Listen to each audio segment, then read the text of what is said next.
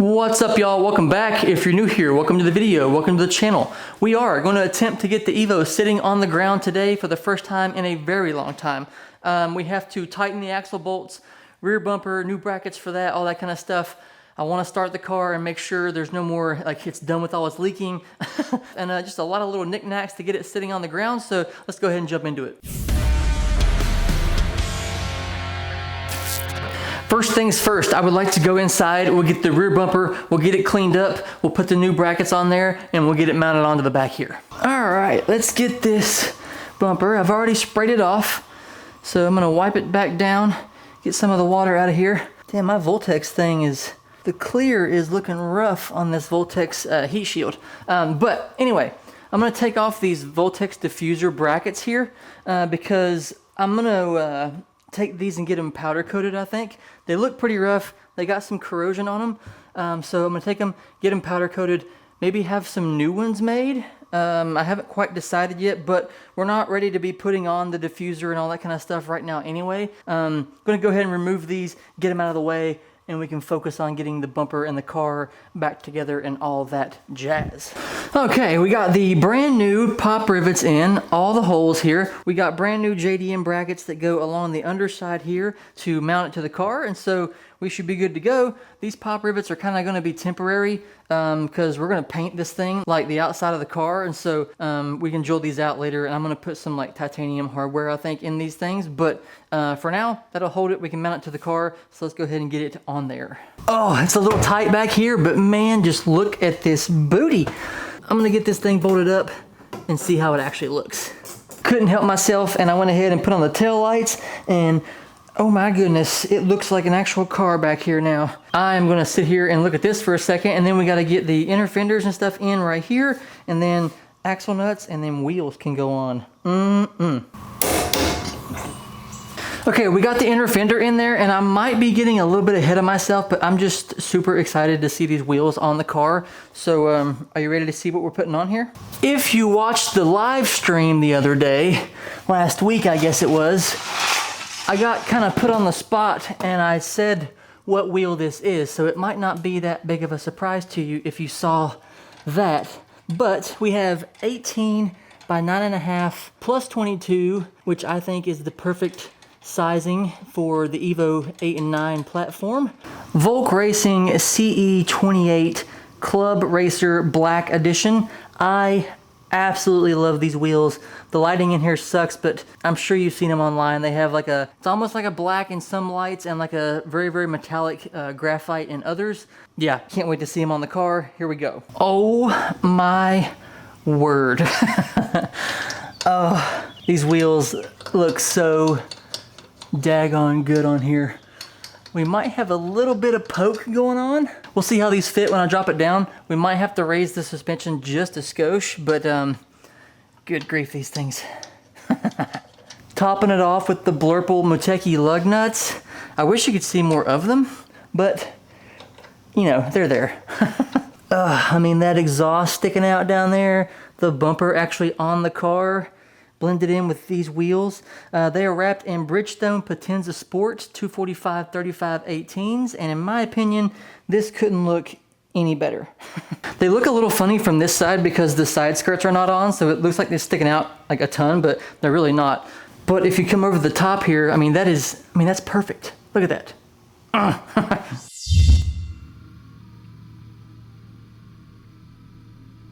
Okay, it's been a couple days later. I had the wife come out here and help me tighten down those axle nuts in the front. She held the brake, I tightened the nuts, got those things locked down, and boy oh boy. It feels pretty wild seeing wheels and tires on this thing finally after all this time, and not just these shitty wheels we had on here, but the actual wheels we're gonna be running.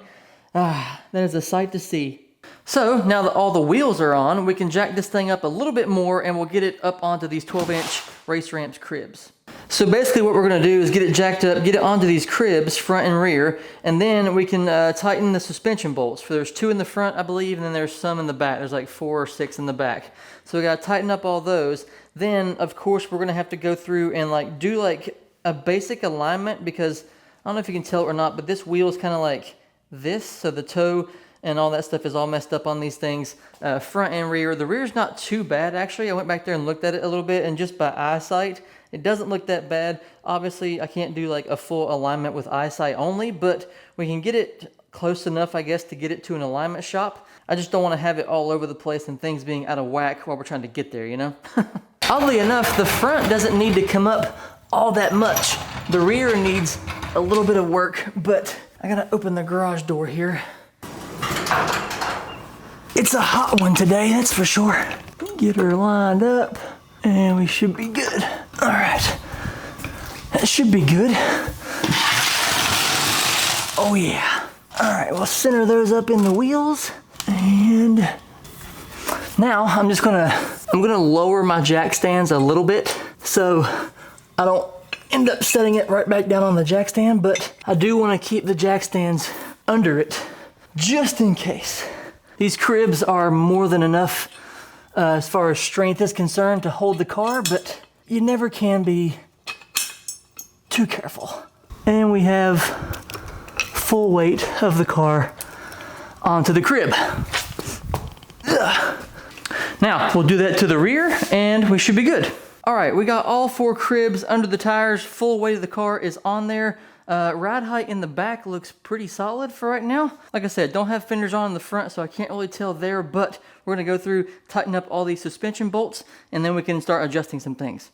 I went through a while ago and marked all these bolts that needed to be tightened with body weight on the car, and wrote down what the foot-pounds should be. So we're gonna go through and do all this, get them snugged down to the proper torque, and hopefully won't have to worry about nothing. I'm gonna do it incrementally. That was 40. This is supposed to go from 60 to 70. So we did 40, we'll do 50, 50, and then we'll just do 60 here.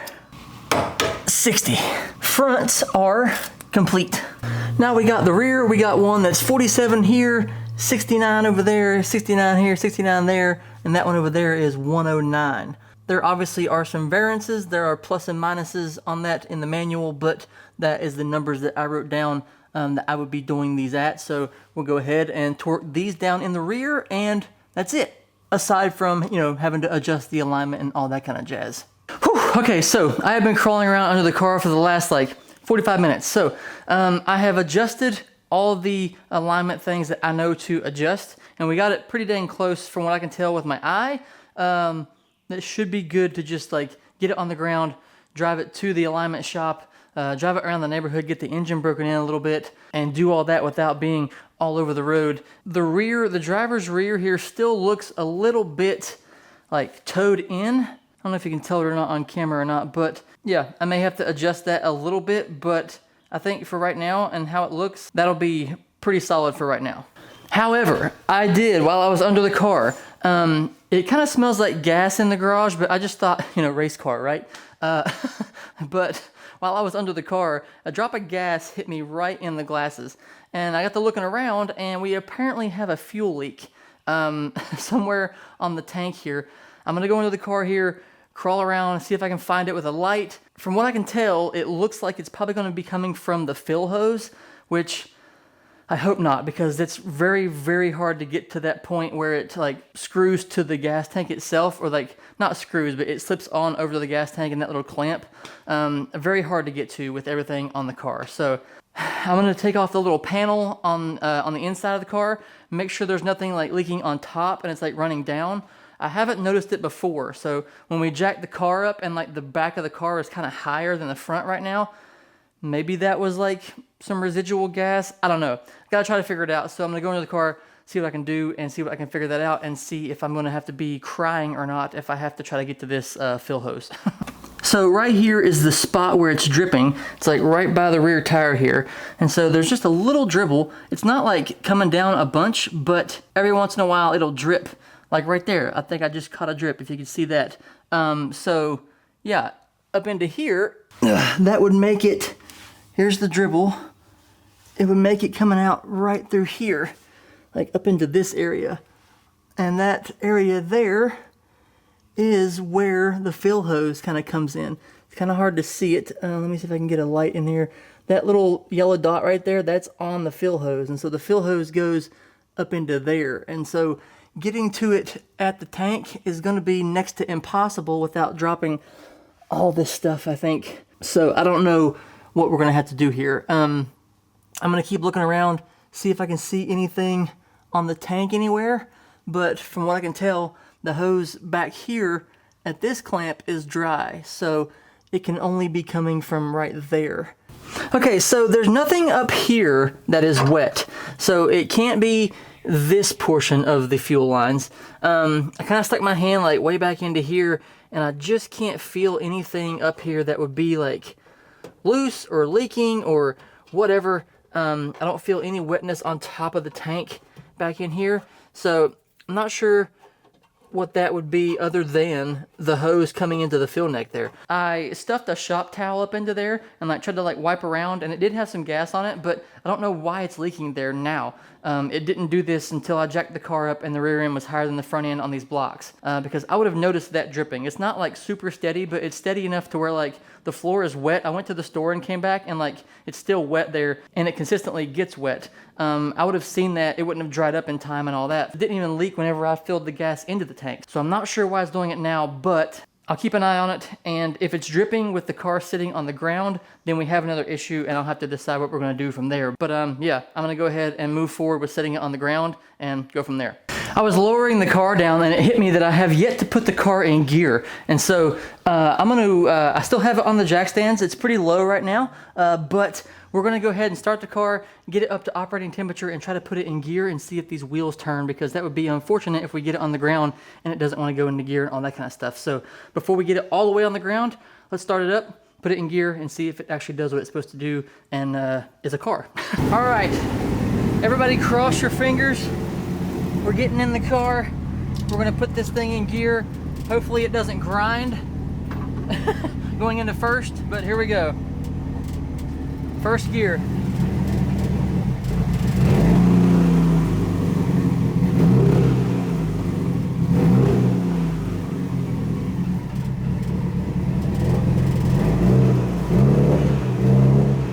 All right.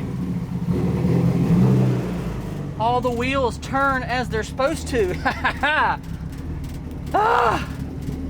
Let's set this thing on the ground, shall we?